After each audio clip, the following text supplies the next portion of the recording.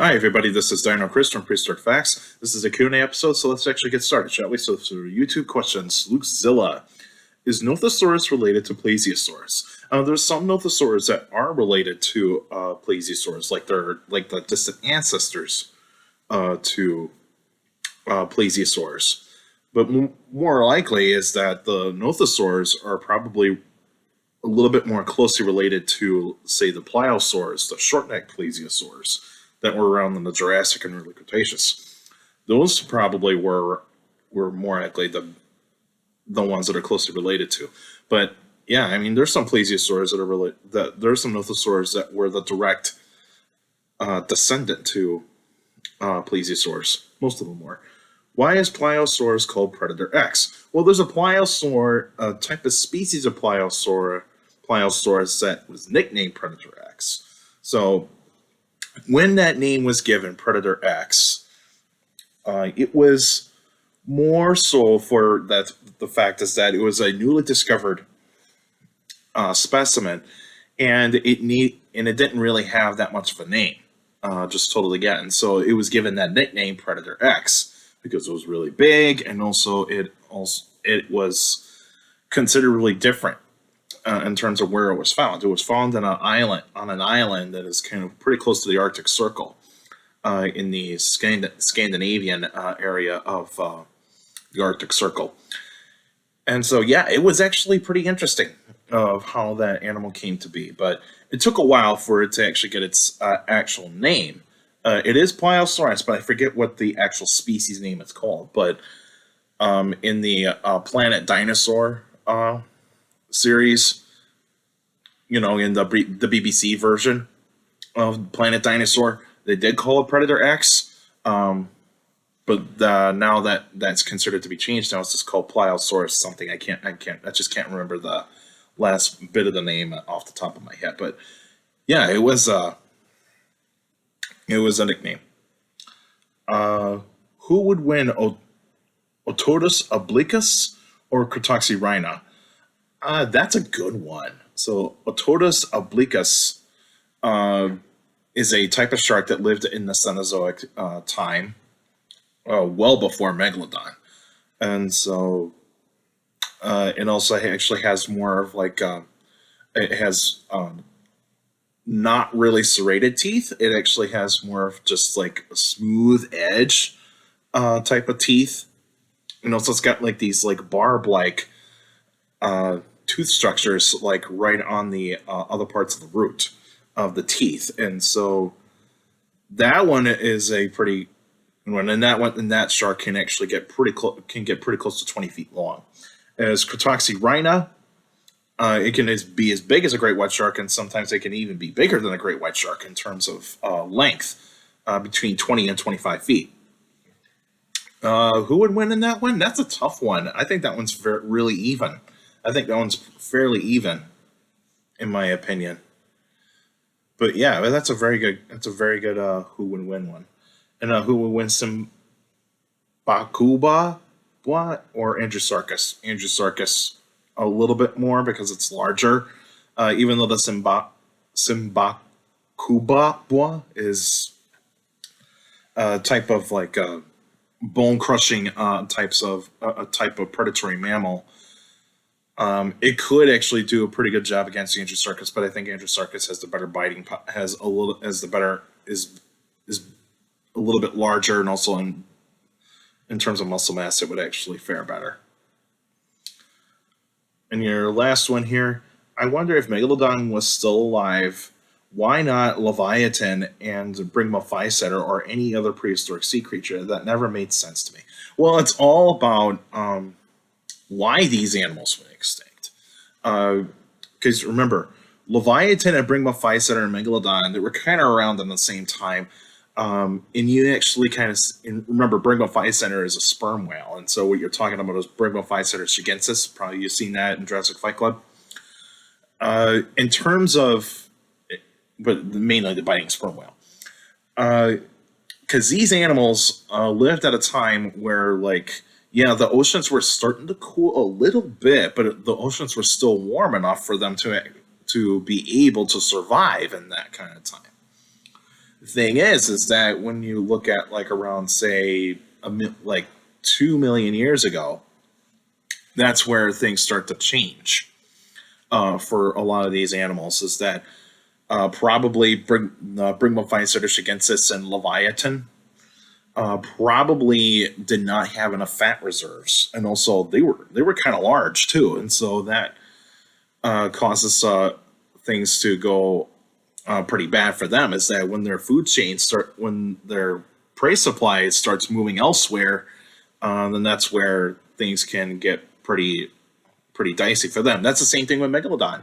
Megalodon is used to warmer type of temperatures in the water, and so it has to be near the equator in order for it to survive. But the thing is, it has to feast on large food items, large prey items, and when those large prey items start going towards the colder climates in the oceans, then it's really just trying to survive off of smaller fish, smaller sea turtles, and smaller marine mammals, and they can't survive that way. It needs a large amount of food in order for it to survive, and so climate change is more likely going to be the reason why those animals went extinct. Because when around 2 million years ago, that's where like the oceans start to get much colder, and that's where like the ice age was starting to begin. And so that answers your question right there, Luke. But good questions, though. Very good questions. All right, Alex. Do you think that paleontologists will find a Mesozoic predator that lived in North America that is bigger than Tyrannosaurus rex?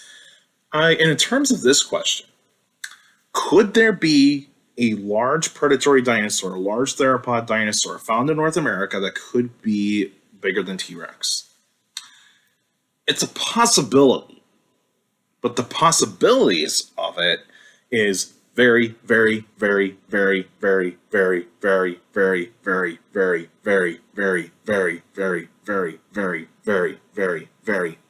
slim. And you can count how many times I said very there. It's going to be really slim. Because remember, the fossil record can be biased. It can be biased in terms of that the largest theropod so far in North America is Tyrannosaurus rex. And there's some that are saying like, well, maybe we need to look in the Morrison formation. Maybe there could be a theropod that's bigger than T-Rex in that formation. The problem with that is that when you actually start speculating that, then you're looking at what was there. You're looking at what was there, and you're seeing like, okay, you got the large sauropods that were around, like Diplodocus, Brachiosaurus, Apatosaurus, Camarasaurus, and a few other types of sauropods. And you're thinking like, well, with all that much of sauropods, all that amount of sauropods that were living in the Morrison formation, in that type of rock formation in the Jurassic, maybe there could have been a larger theropod in that particular kind of time. Thing is that carnivores are going to have a size limit. So same thing with herbivores. Sauropods are pretty much going to be the largest living creatures that ever existed on land. And so in terms of the largest ones that were found in the Morrison formation, I mean, I know you can say Amphicelius, but the thing is that Amphicelius is a very kind of like a mysterious dinosaur, that it was kind of found by Cope back in the Bone Wars, but then the fossil was never fully recovered when it was actually transported. Either it got destroyed when it was actually being carried over to a museum or to the lab that Cope was going to be working in, or otherwise maybe somebody actually came across it when Cope's team kind of left and decided to destroy the fossil. I mean, because we don't know how large that thing really is, and we don't even know if there is really that type of dinosaur right now. It was documented, but that sort of thing. And so far, the largest dinosaur in the Morrison formation in terms of the sauropods, in terms of height, it's Brachiosaurus. But if you're talking about length, that's going to be a Diplodocus. or formerly known Seismosaurus. And so I'd probably say that Saurophaganax is going to be the largest in the Morrison Formation. It's going to be the largest in the Morrison Formation. And I think that's going to be the size limit that it could go to. Because carnivores can't always get as big as its prey. They cannot do that. That's the thing, is that you cannot do that if you're a land carnivore. Land carnivores have to be a bit smaller than their prey. A bit smaller than their prey. I mean, think about it. Lions are not as big as Cape buffalo or elephants. They're smaller than their prey. It's because they need all that energy resource to actually be used on a smaller body for speed and also to use their weaponry, their carnivorous weaponry, their teeth, claws, etc. With Saurophaganax, if you actually try to make it, like, say, 50 feet long and possibly be, like, close to 18 feet tall, then I would probably say it needs a lot of food. It would probably have to eat, like, a good portion of sauropod in order for it to sustain itself. And so with Saurophaganax, more likely going to be the largest of the Morrison Formation. But who knows about the Cretaceous? Who knows? Could there be a Carcharodontosaurid that was living around North America in the Cretaceous? We don't know. That could be larger than T-Rex. We do not know. We do not know. But that's a really good question, Alex. I do like those types of questions, though. Very speculative, though. Very speculative question. All right, Benjamin. Is Desmatosuchus the biggest of all Adosaurs? I don't know this one. I really don't know. I think it is one of them, but I think there's a couple that are larger. Is Beelzebufo the largest? Beelzebufo the biggest of prehistoric frogs? So far, yes. And Beelzebufo is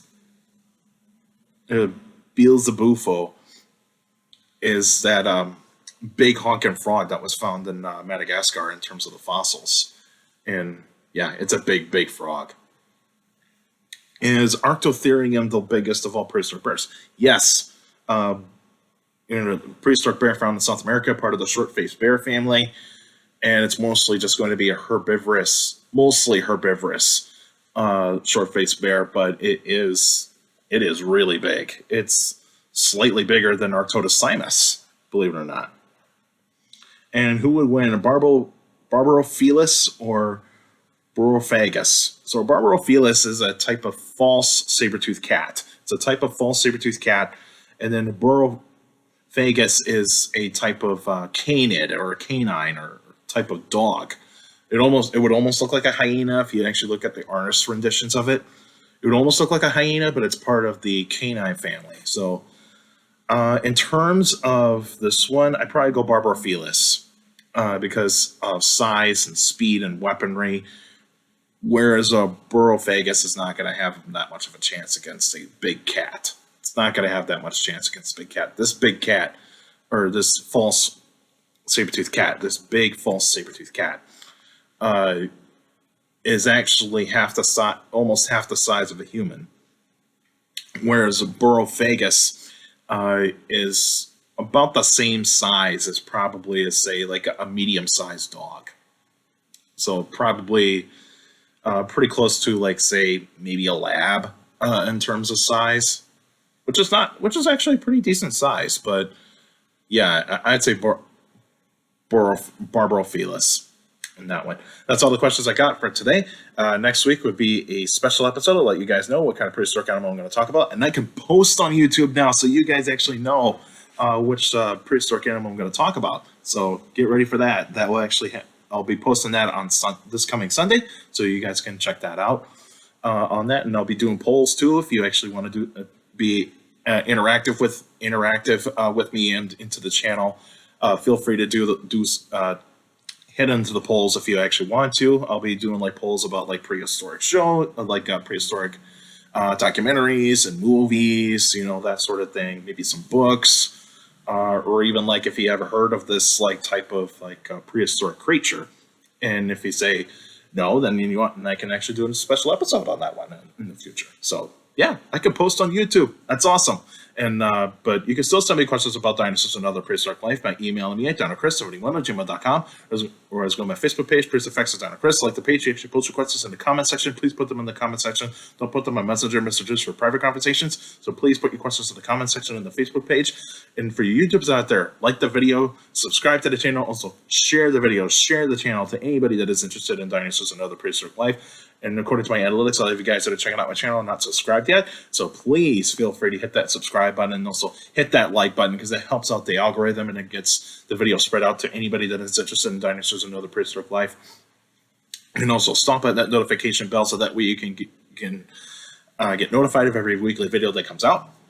And also for YouTubers out there, feel free to leave your questions in the comment section, because I do read them all. Your questions do mean a lot in these Q&A episodes, and you guys are awesome, both on the Facebook page, email, and YouTube. You guys are bringing me some awesome questions, and keep on doing that. And make sure you keep your questions short and to the point. You can also follow me on Instagram at dino.crest.pf. I post pretty cool stuff on there. You can also follow me on Twitter at CSGRALL. It's my Twitter page. I post pretty cool stuff on there as well. Also take care of the people around you, and also for your younger people out there to mix the list, and your parents, your teachers, and your guardians. It's the best motivation you can have for good education. It's very important to have a good education. With a good education, you get a good job in the future.